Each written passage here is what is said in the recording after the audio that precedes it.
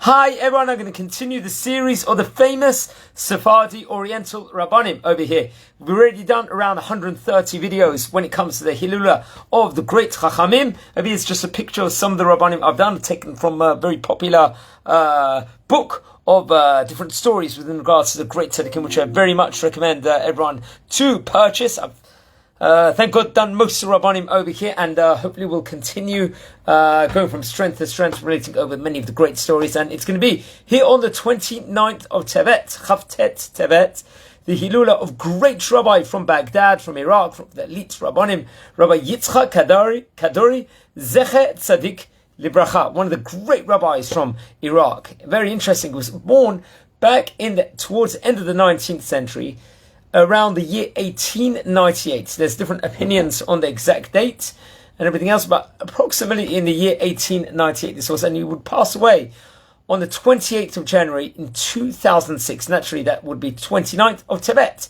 at that time, and actually came from Iraq, was born in Baghdad. And it's interesting, he would later on become a very, very famous Sephardi rabbi, a political figure, also on top of everything else, famous Kabbalist, and one of the great rabbis coming from Iraq. Just to give, he taught and practiced the kavanot of the Rosh HaKadosh, who I've spoken about before, Rabbi Shalom Sharabi, the great, great rabbi also, and was an expert with amulets, and within regards to giving brachot to so many different people, and was like basically a miracle worker also. He was born in Baghdad, which at that point in time in 1898 was part of the Ottoman Empire. His father was also a very prominent rabbi. Rabbi Kaduri Diba ben Aziza was his name, who was actually not just a rabbi, also a spice trader. Many people had trades in Iraq, many of the great rabbanim did also.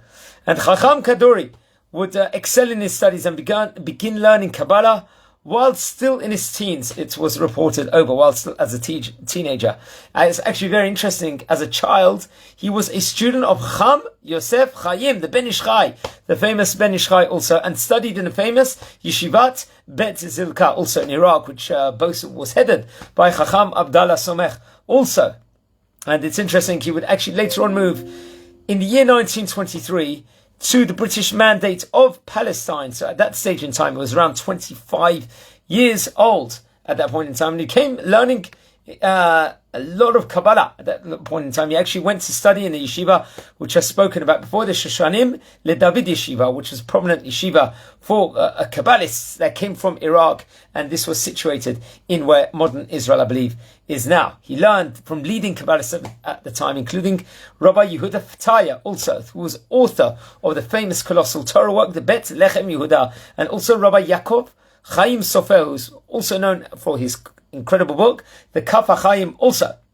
And he learned a lot of Talmud also, and would learn rabbinical studies, smicha, inside the famous Porat Yosef Yeshiva in Jerusalem's Old City, where also naturally he would study Kabbalah there also. And at that point in time, the Rosh Yeshiva was Rabbi Ezra Atiyah, who was also, I believe, the Rosh Yeshiva at the time of Chacham Obadiah Yosef while he was studying there. Also Rabbi Saliman Eliyahu, also, who was the father of the Sephardic chief rabbi, Rabbi Model Dachai Eliyahu, was also another prominent rabbi there at the time.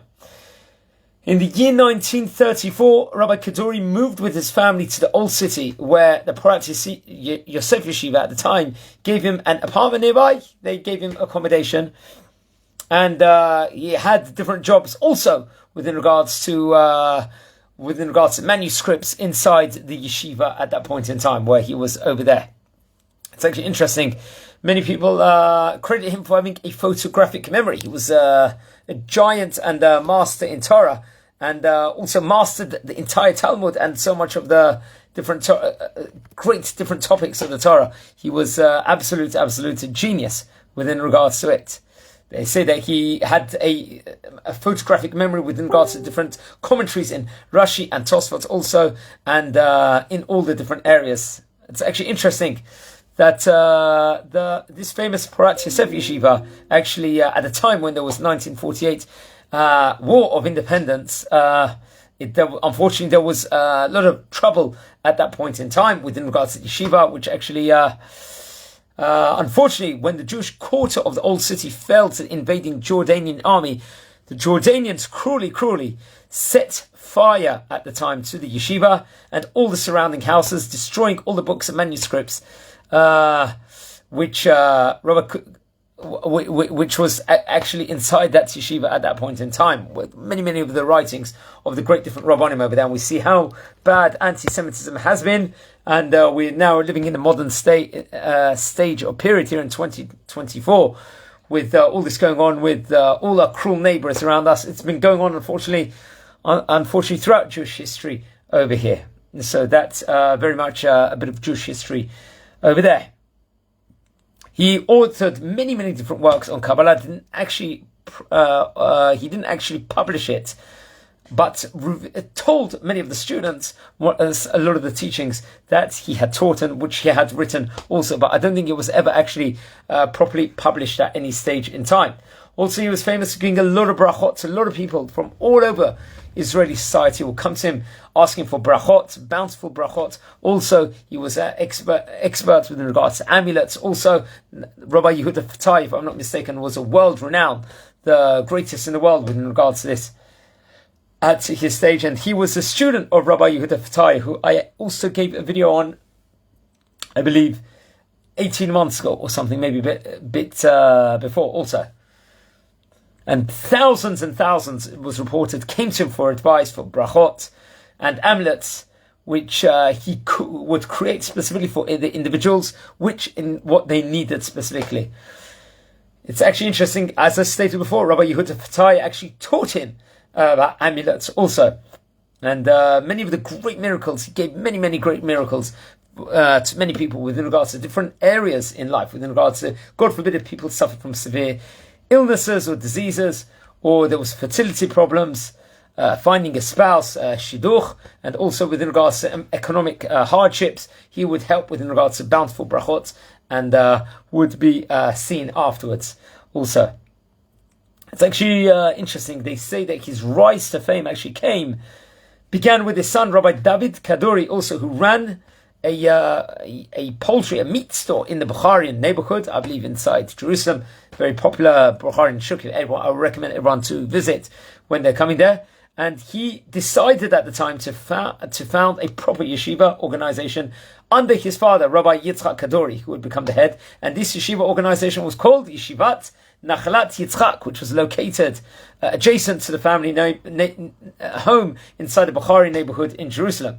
And also, I think very much Rabbi Yossi Kaduri also had a huge part within regards to this yeshiva, who was the grandson also of Rabbi Yitzhak Kaduri also. And he was someone that was a visionary also, that he had the prophetic, some sort of great prophecy to see insights of what could happen within regards to different things that was happening in society also.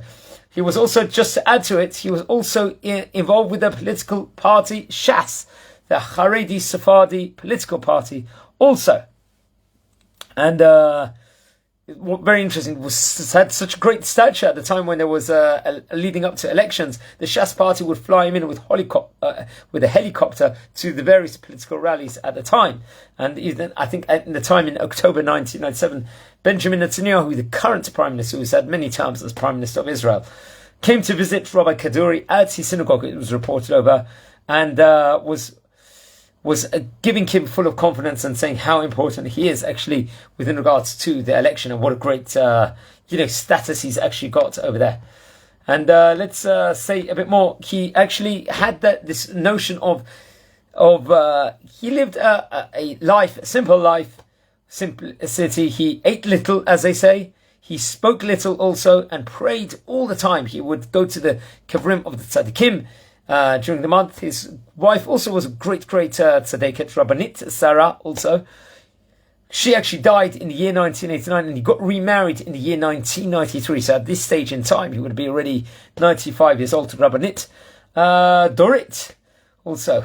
Dorit, a very popular Israeli name also. And it was in January 2006 where he was hospitalized with pneumonia, and later on passed away, I believe, in January 28th in 2006. So we're talking about, friends, 18 years ago exactly. And they say over that around 500,000 people came to his funeral, which was, I believe at the time, the largest funeral in Israeli history at that stage in time. I believe it was where he went through, the funeral procession went through the Givat Shaul neighborhood and eventually was in the Har HaMenuchot burial plot in Jerusalem. Also, there's a lot can be said, so much can be read about him. There's many, many books written within regards to him. Much is also said about him. I very much recommend everyone to do research within regards to Rabbi Yitzhak Kaduri. Also, I'll mention some of his Talmidim. He had so many great Talmidim. I'll give some of their names. Rabbi Yaakov Ades, Harav Shmuel Darazi, also Harav Shlomo Vaknin,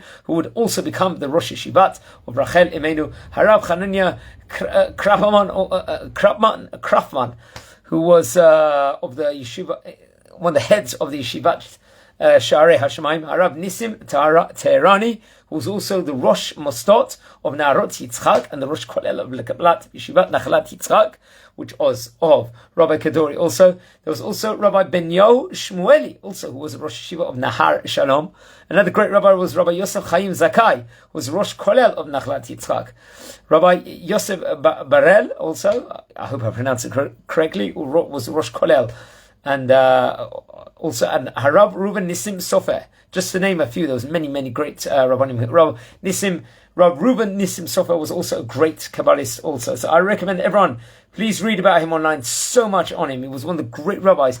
He passed away at around the age of 108 years old. There's varying amounts with the exact figure, but approximately 108 years old. One of the oldest living Rabbanim also.